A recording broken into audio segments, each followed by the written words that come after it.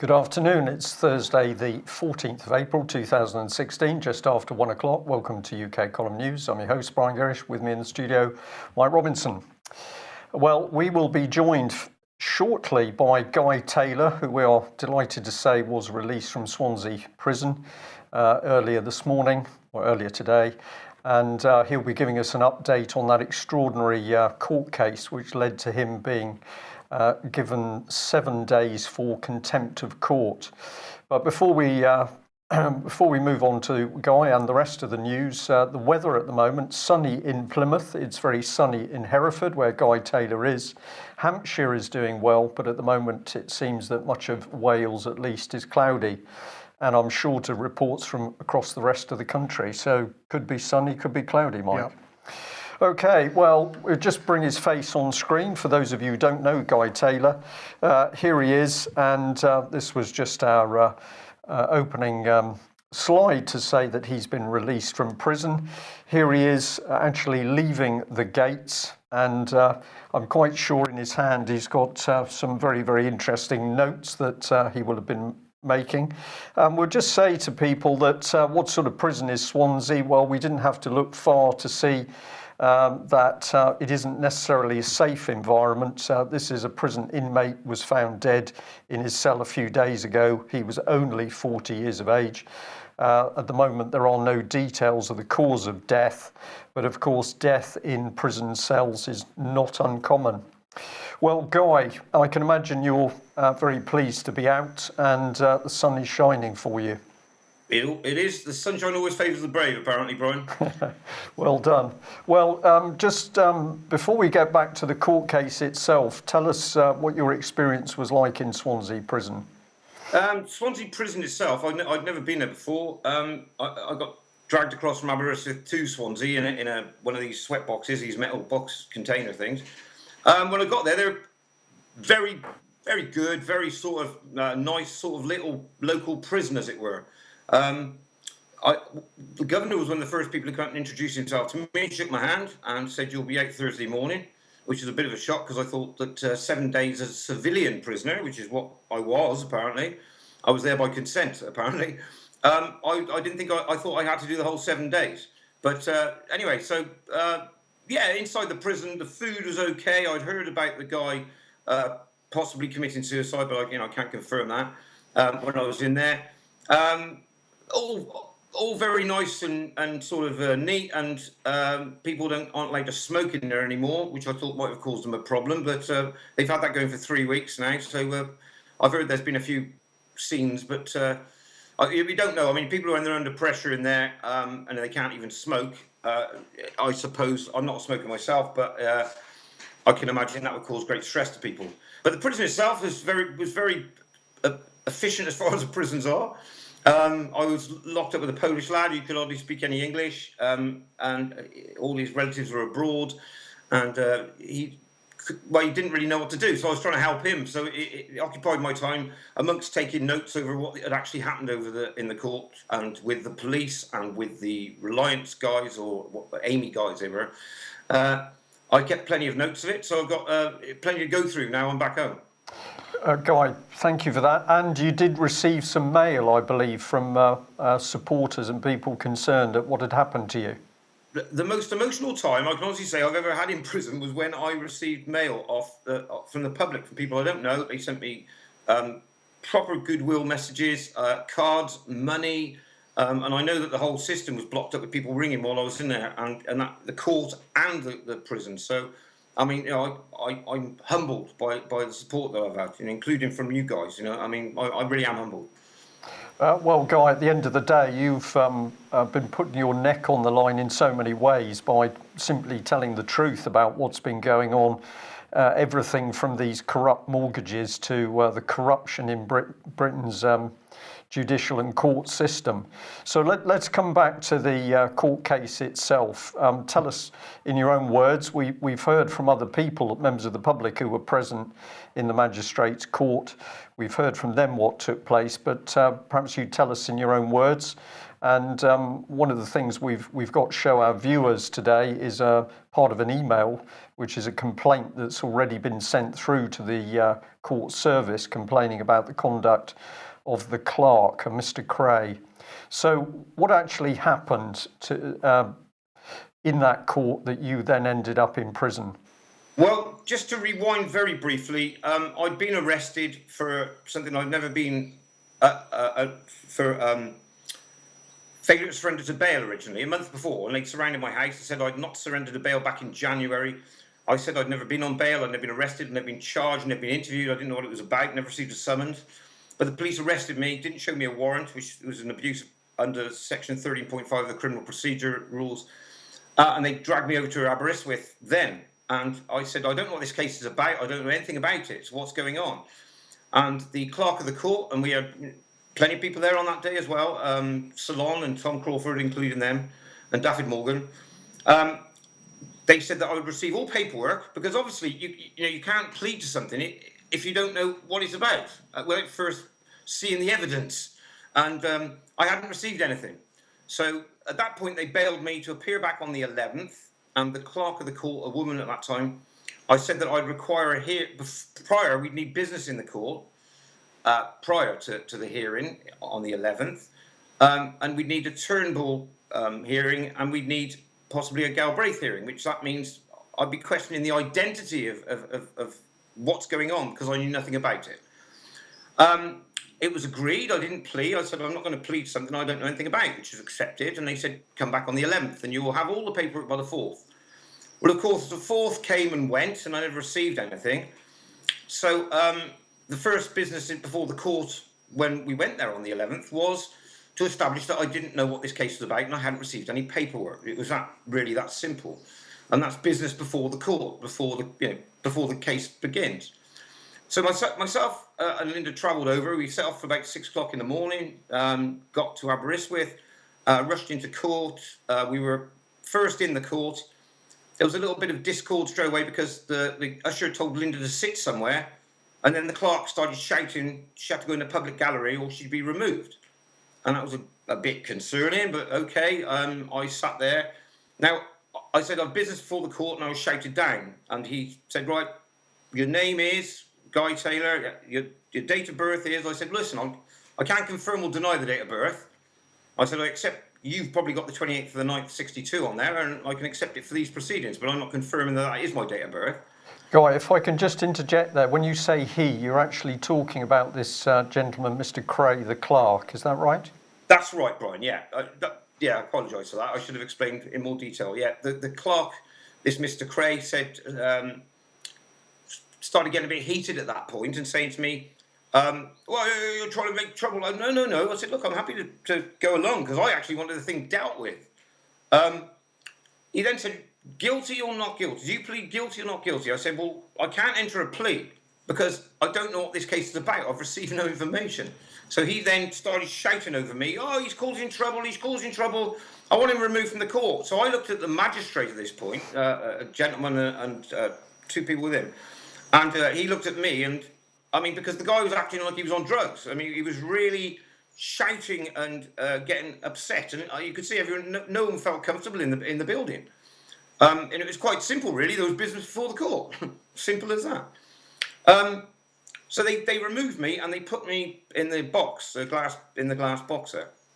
So I was in there and they cleared the court. And then I was saying, listen, I'm happy to just sit there and go through this, but no one was listening to me. They called the police. The police all came in, probably about half a dozen of them. Now, at this point, I was feeling quite dry. I'd driven from 6 in the morning. I just got there, and I wasn't expecting this at all. I was expecting it to be a normal court case. Taking into account, I've dealt with hundreds of court cases all over the country, so I certainly wasn't expecting this palaver. As I say, I could probably get a reference from some courts, Hereford and Worcester. I probably could, because of the amount of business I've done in there. But anyway, I said, can I have a drink of water? Now, no one would give me a drink of water, and I was trapped in the box with no one in there with me. And this went on then for half an hour. So for half an hour, They were saying that they couldn't open the door because where I was locked, they didn't have a key. But at the end of half an hour, didn't need a key because it opened from that side of the court. But anyway, I said to the police at this point, I want you to stay in the court and I want you to witness proceedings, because I said there's something going on in here. I don't know what it is, but I want you to witness. I don't feel correct, and I feel that my safety is in danger. And anyway, cut a long story short, from that, from all the interactions, the police were then told to take me into custody. So I, at this point, then said, what am I being arrested for? And the police said, you're not being arrested. I said, well, then no, I shouldn't be in your custody. I said, if you're arresting me for contempt of court, then fine.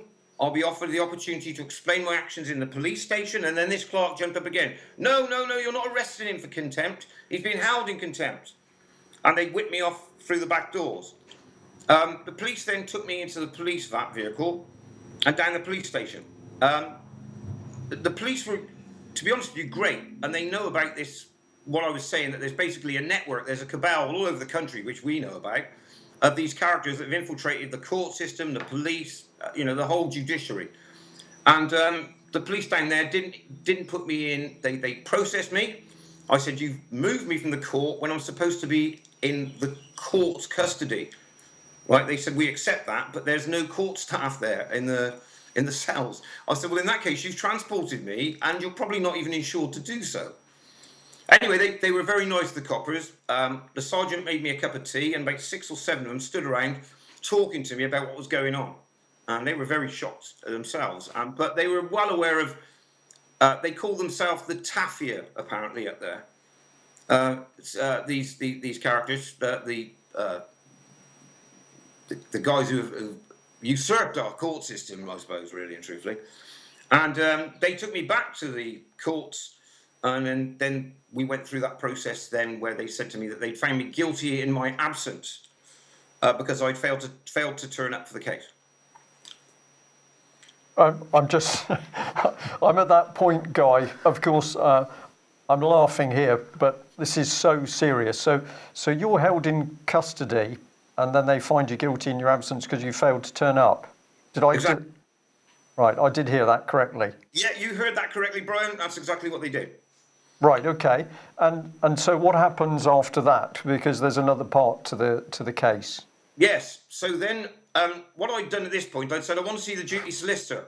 Now, the last time I'd been brought in, I said I want to see him, not to represent me, but I wanted him to make a record because he's an officer of the court. He can make a record of what was going on. And I'd asked for the same guy, I forget his name, Gethwin, I think it is, Gethwin Davis, I think his name is. Very nice chap. He completely conferred with everything I was saying. And he said, I'll go and find out what I can, and then I'll sit there and make a record of what's going on your behalf. I'm not representing you, but I'll do that. And I said, thank you. And he came back and he said, right, well, they found you guilty in your absence, so they'll have to deal with that. But they'll also charge you with contempt. And I said, well, if they charge me? And he said, well, yes, but this becomes where it becomes a grey area, because I was being held in contempt, not charged with contempt. So he said, you'll then be asked if you will apologise to the court. And he said, I presume you won't. I said, well, I'll say that I don't know what the hell's going on. He said, fine. He said, at that point, the magistrates will be kicked out of the court and they will get new magistrates to listen to that. So I said, right. But the problem isn't with the magistrates. The problem is with the clerk.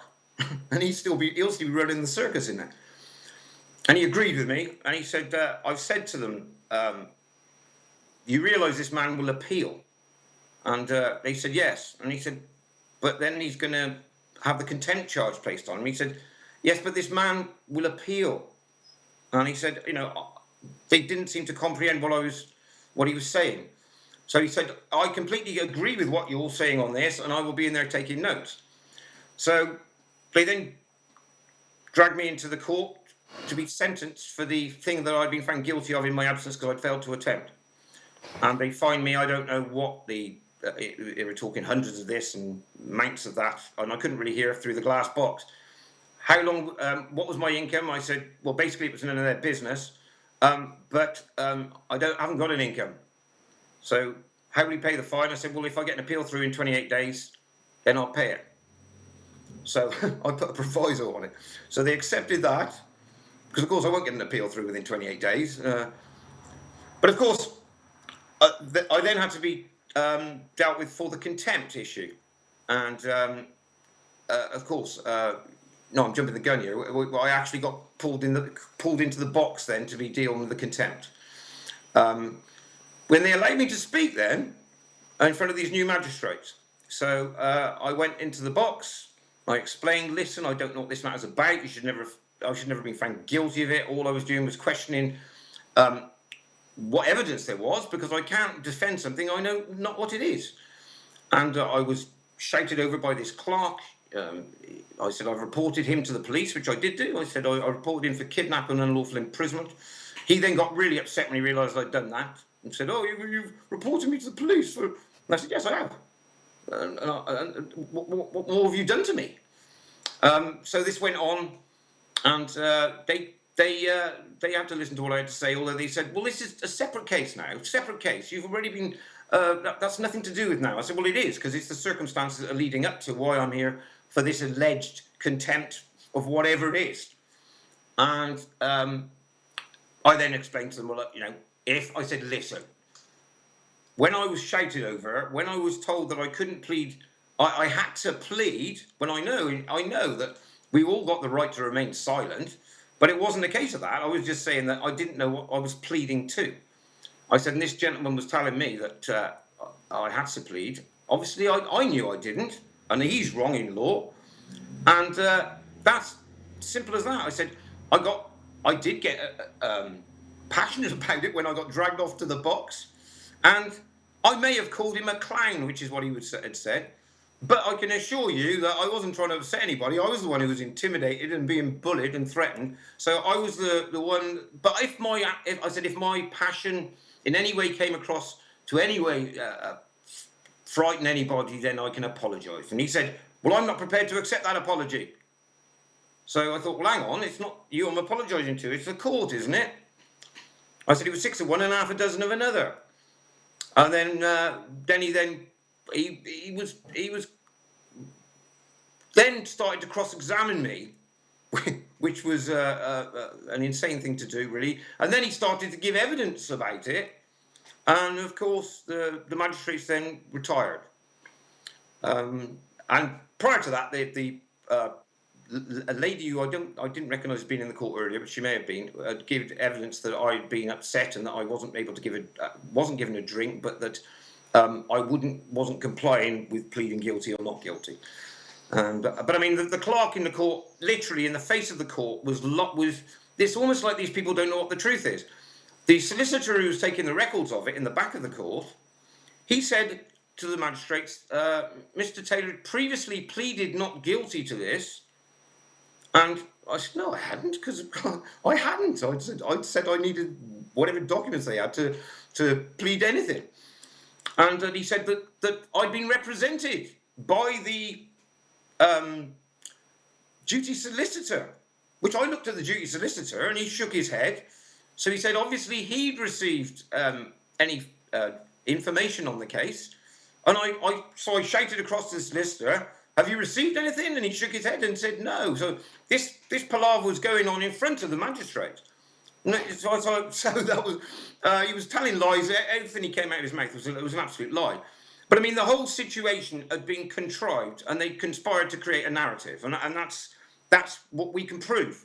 And this is why they can send me on a regular basis down to Swansea prison for a few days if they want to expose themselves in this way, because I mean that's all that's happened, and the campaign for what's going on has increased amazingly. Amazing. Guy, thank you very much for giving us such a detailed account of what took place. And of course, this is unbelievably serious because it represents a complete breakdown of of justice and law and order in this country. This is the same country, of course, where David Cameron is standing on a world stage telling other leaders of sovereign nations how to run their business. This is the obscenity of David Cameron's Conservative government. But I'm just going to bring on screen part of an email. This has been sent into the court service. It's only an excerpt from it, but it's been sent to Natalie Tierney, I think her name is there, Chief Executive of the court service, and it's in relation to the clerk, Michael Cray. And the person who sent this email in, a complaint, says, well, let's look at the standards that are expected of public servants. They declare that they were themselves a public servant of over 30 years.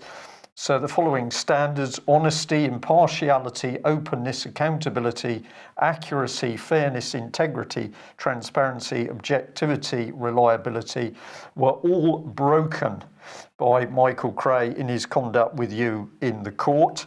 And I think you might be interested about this because a number of people took a in-depth look at Mr. Cray and were horrified to see the sort of things that was on his Facebook social media page, where clearly he has got friends in Dafford and Powys Police, so that's all very cosy.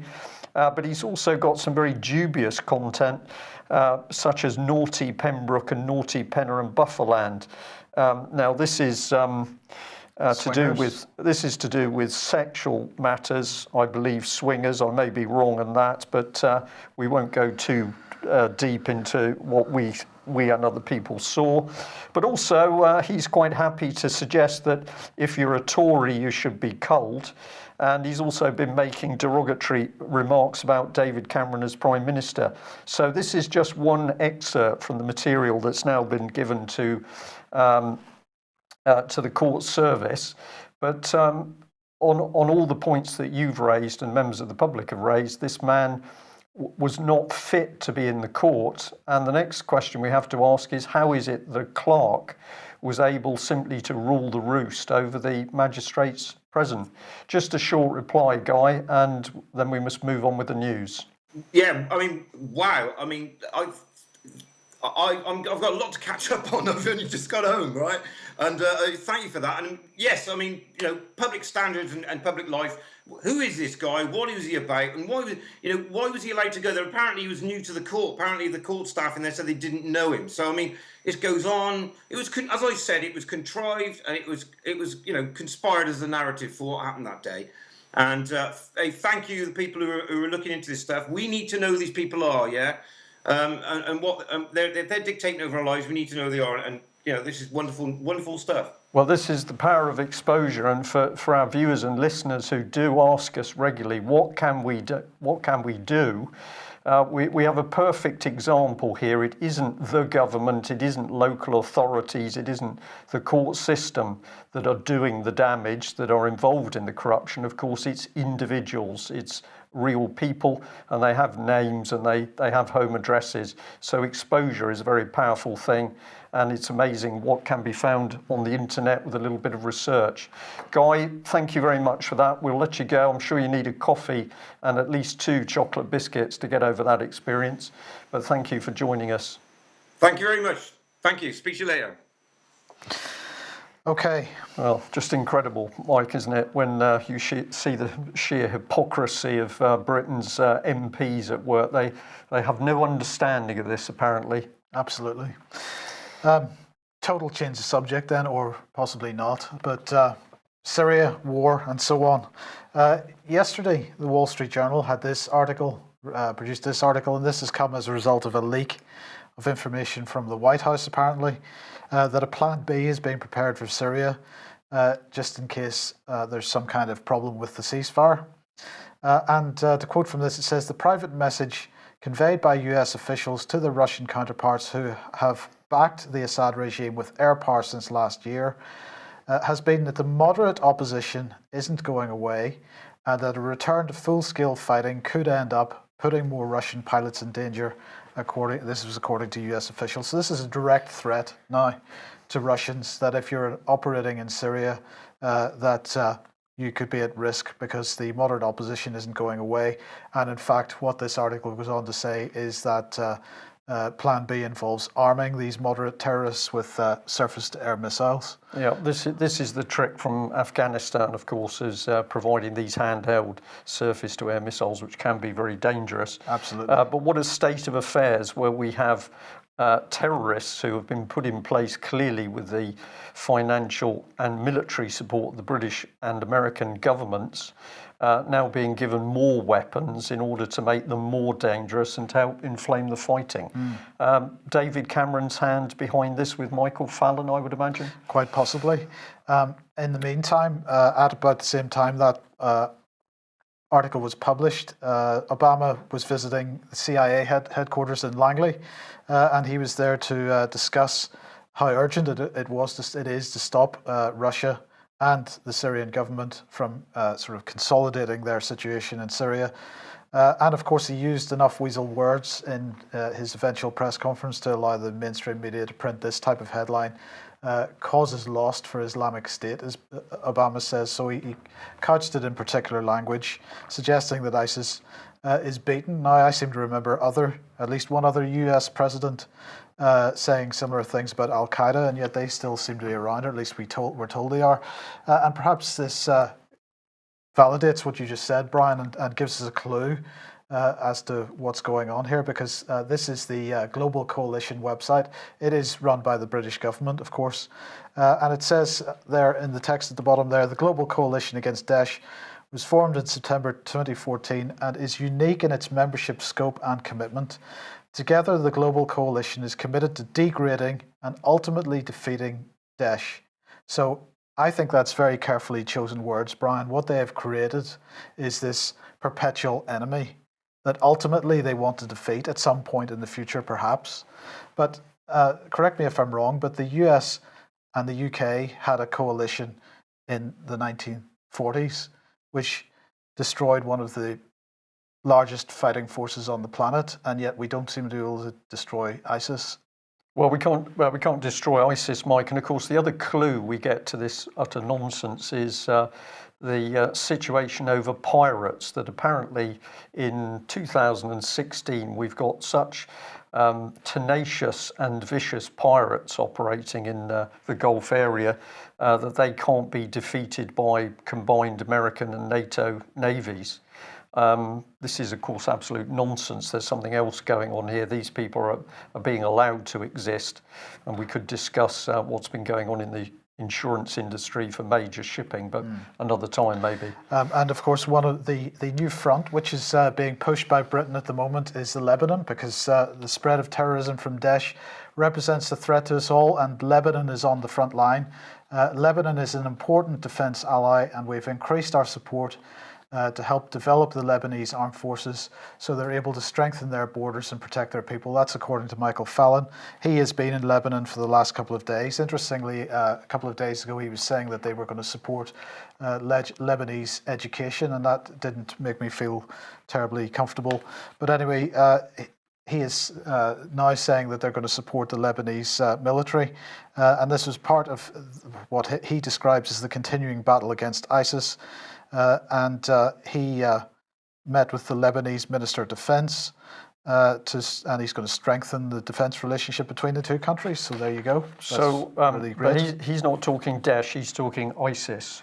So is ISIS moderate, or is it Daesh that's moderate? No, in fairness, that was my paraphrase. So right. He is talking Daesh. So what they're talking about is £25 million to date for equipment, mentoring and training. It's always the mentoring and the training which get those terrorists trained. Well, no, properly trained. This is getting the Lebanese military trained, and of course they're getting trained in the common purpose, aren't they?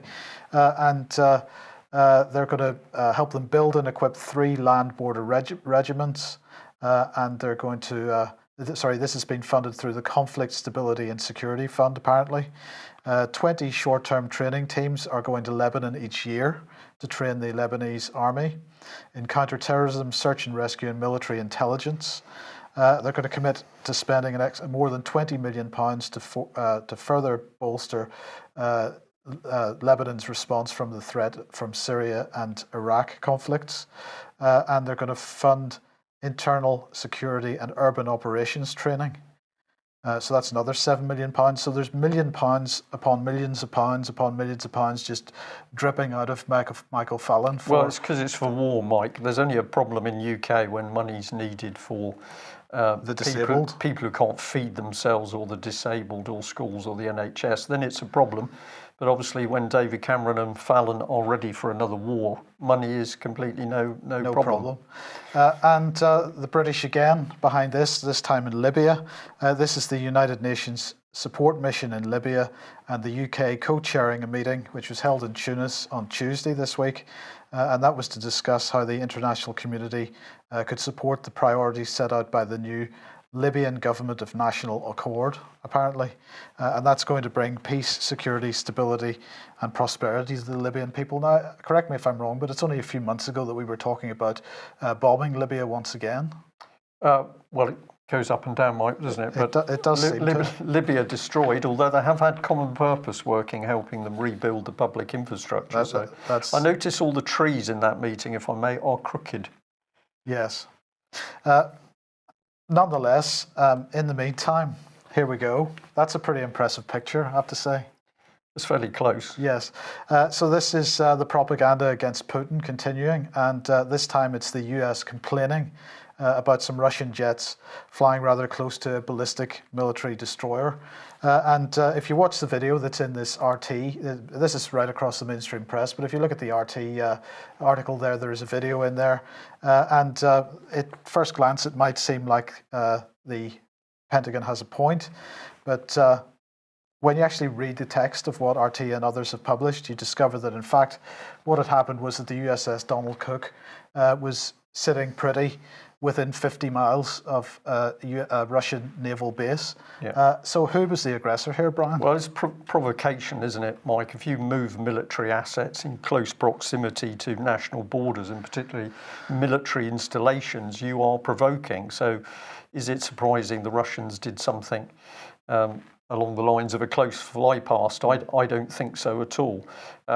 This has been going on for some time now, the constant lie that Russia's the aggressor. And what do we see? We see NATO, British, US and NATO forces continually put right up on the Russian border. So no wonder the Russians are going to respond. And of course, we showed yesterday that massive, nearly $600 billion US dollars, which was American defense spending. And Russia was in there, I think, at number 4 after China and Saudi. And yet we're being told that all of the trouble and the terrorism and the wars are Russian-based. I do find it remarkable to sit here actually in 2016, Mike, and realise that the propaganda that's coming out in order to try and provoke, it would seem, some form of war with Russia. Against my background, it's a very interesting position to be in. But the most important thing is the truth.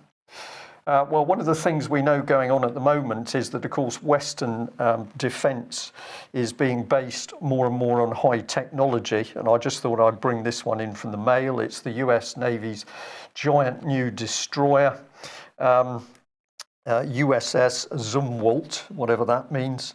And this is heading into futuristic weapons system. It's built like that, it looks like that, so it has a particularly low radar signature, and apparently it's equivalent to a very small fishing boat, even though it is that size. But at the moment, of course, it doesn't have full systems. So this is a will-be-ready jam tomorrow weapons system. And this one ship, if I remember the figure correctly, is $4.3 billion US dollars. So the thing to remember, of course, is this ship can only be in one place at one particular time, and to move around the world is going to take considerable time. So it does seem that we've got Western allies falling into the trap of increasingly expensive and weapons limited in number. This was the promotional part of the Mail article, that this ship is going to be equipped They believe in the future with what's called a rail gun, so they're replacing explosive charges in guns with electromagnetic pulse.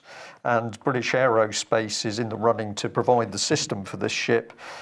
Interesting that at the same time we're getting a lot of information to say that the reduction in orders from British Aerospace by the British Ministry of Defence means that BAE's position is becoming increasingly untenable, and hostile buyers are already gathering. And the word on the streets is, of course, British Aerospace would go to an American buyer, which means that Britain is completely stripped of defence capability, in-house defence capability, and of course that will be another nudge towards the European military system. Well, let's bring in this gentleman, and here he is, Sir Alan West, former boss of the Navy. On your left is a Telegraph article which pointed out he'd done the fastest turnaround ever seen when in a morning he was saying he didn't really have confidence in 28 days detention for people accused of terrorism.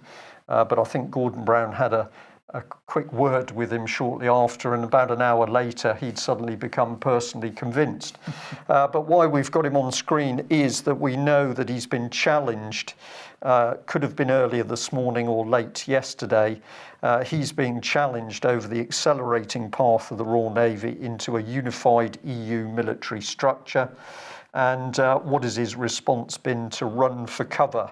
So we've got another senior military officer simply running away from the reality that his country is being given away to a foreign power.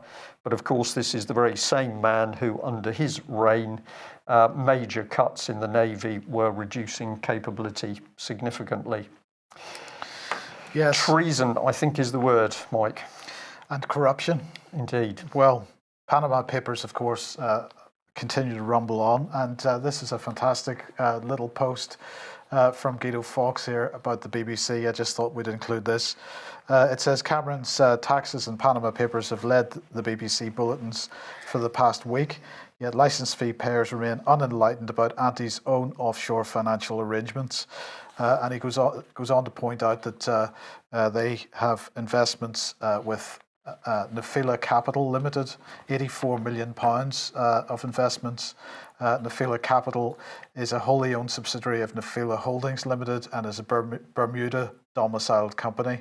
And Guido finishes by saying, as the BBC lines up pundits to jump on the outrage bus about Dave's £30,000 in a Panamanian unit trust, they stashed £84 million with investors based in Bermuda, and there's lots more of this to come.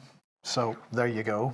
There's no corruption in this country at all. No, hardly any. And No. of course, if there is, the BBC is going to report it because the BBC appears to be corrupt. Yes. But I mean, this isn't corruption, is it? Because this is dozens of MPs renting out their London homes, taking in the rental income, while claiming more than £1.3 million in expenses for hotel rooms, according to the Mail. 46 MPs using this expenses loophole, as it's described. Look, there are loopholes. You've got a set of rules. You can find loopholes in them. The question is whether your morality says that that's the right thing to do. And this is just pathetic that these MPs continue to go down this path, this corrupt path.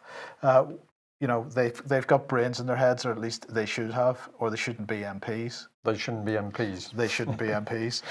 So they're allowed to claim £20,600 a year in London rent, and £150 a night for hotels. And part of the Mail article here points out that many of these MPs bought these houses that they're renting out in the first place with the help of taxpayers' money, because the taxpayers' money was used to refurbish these properties.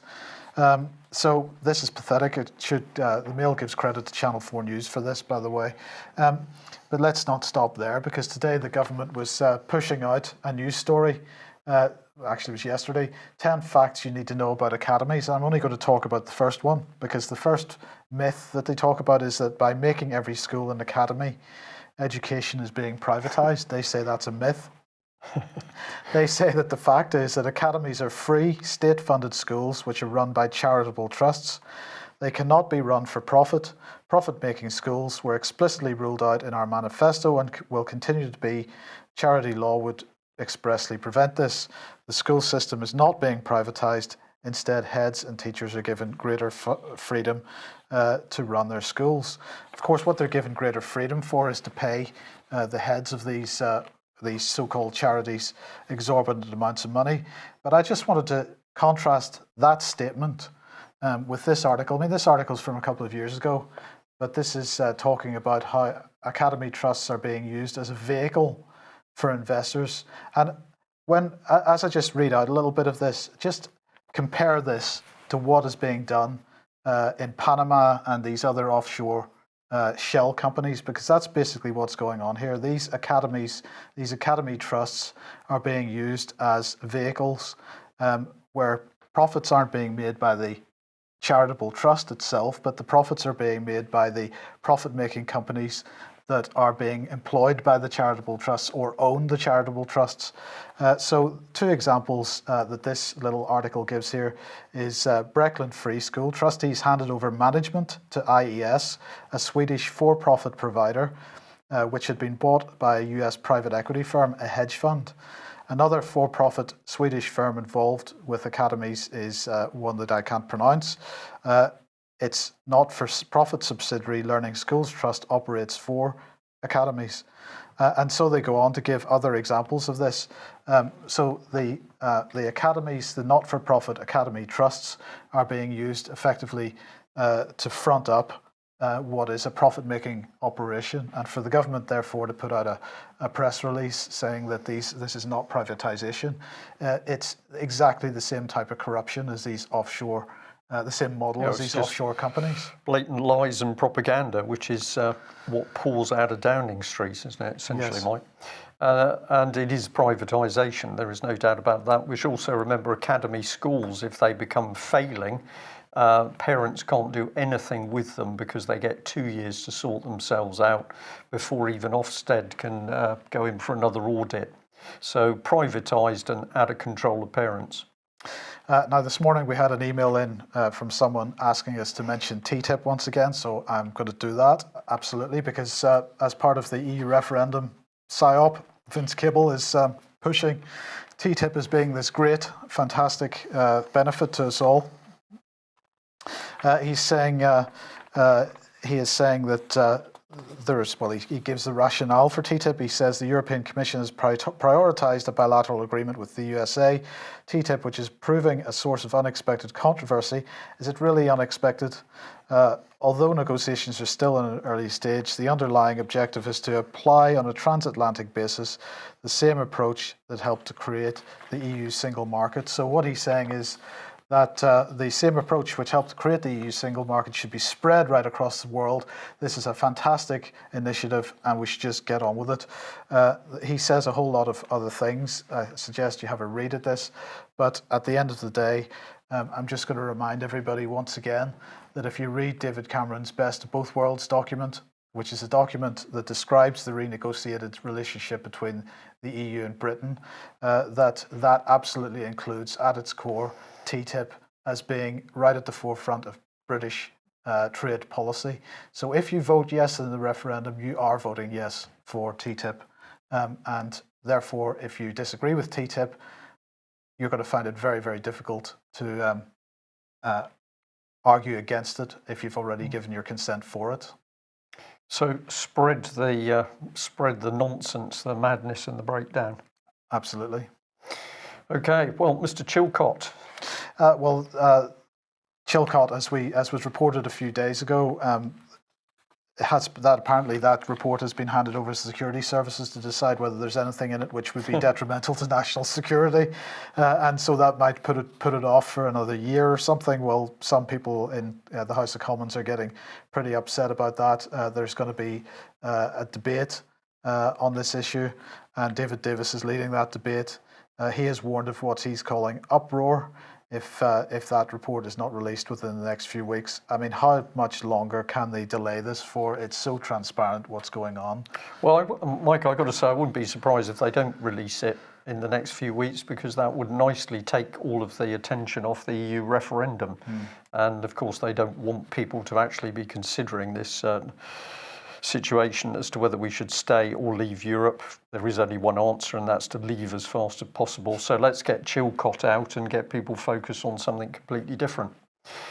What can we do? Well, we'll come back to this subject of research, and thank you very much to the person who sent us this little trail. So here we are, RSA.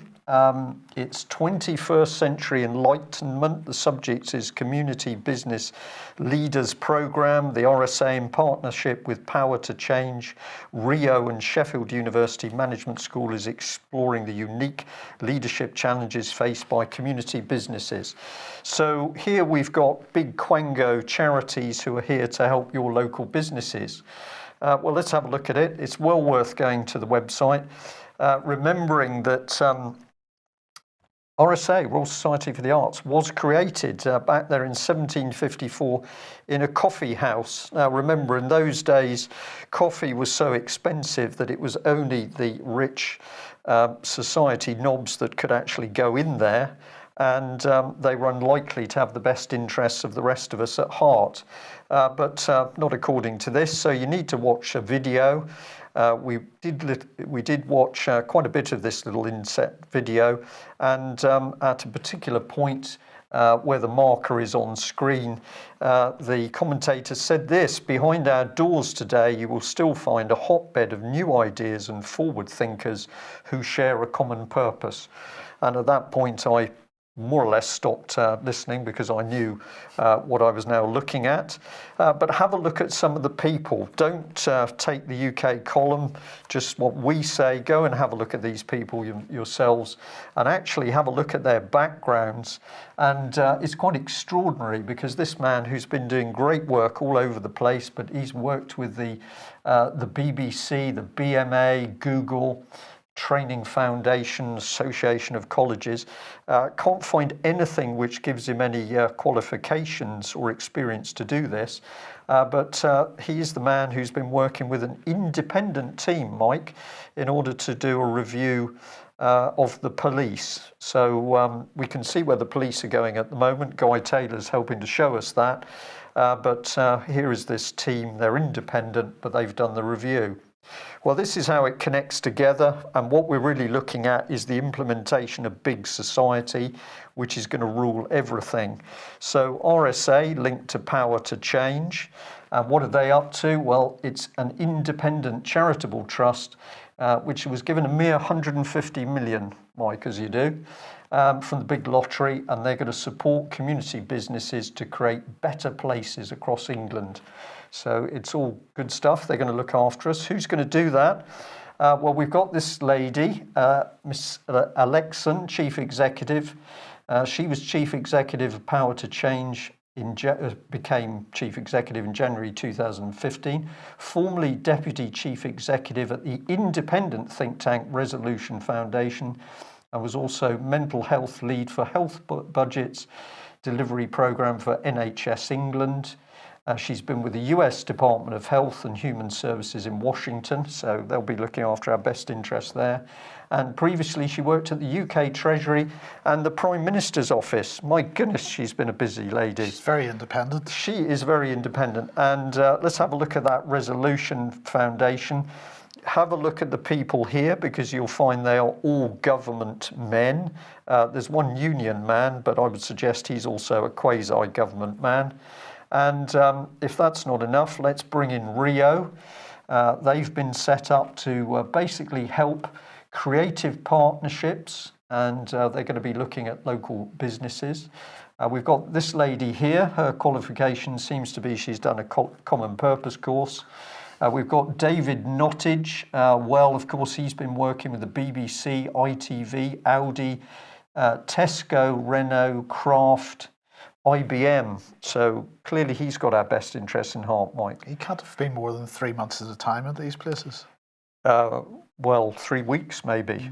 But we just put in there, here's some of the partners. Plymouth City Council pops in there alongside the British Council.